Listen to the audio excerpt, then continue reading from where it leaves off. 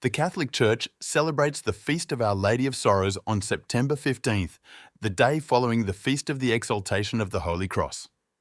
This liturgical celebration invites the faithful to honour the Blessed Virgin Mary in her role as the sorrowful mother, who shared profoundly in the sufferings of her Son, Jesus Christ.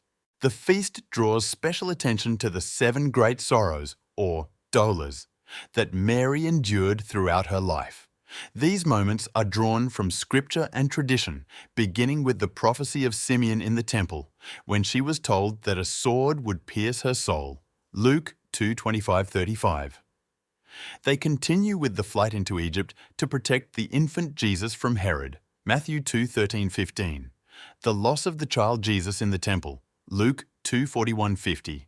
The meeting with Jesus on his way to Calvary. Luke 23:27-31. Her presence at the foot of the cross. John 19:25-27. The reception of Jesus' body after his death. Luke 23:50-54.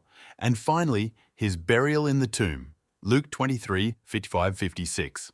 Each of these sorrows highlights Mary's unique participation in the mystery of redemption. She did not suffer physically as her son did, but her heart was pierced with anguish and grief as she watched the drama of salvation unfold. In this way, she stands as the perfect model of compassion, faith, and perseverance in the midst of suffering. The feast has deep spiritual significance for the faithful. It reminds us that suffering is an inevitable part of life, yet when united with Christ, it becomes a path of grace and redemption. Mary's steadfast presence at the foot of the cross teaches us how to endure trials with faith and trust in God's plan. As a mother who understands human pain and sorrow, she is especially close to those who suffer, offering comfort and intercession.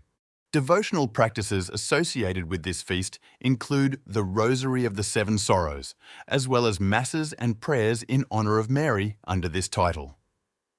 Through these devotions, the Church encourages us to meditate on Mary's profound compassion and to seek her maternal guidance in our own struggles. In summary, the Feast of Our Lady of Sorrows calls us to stand with Mary at the foot of the cross, to reflect on her faithful endurance of suffering, and to learn from her example how to unite our own sorrows with the redeeming love of Christ. It is a celebration not of despair, but of hope. Hope born from the knowledge that God transforms suffering into salvation.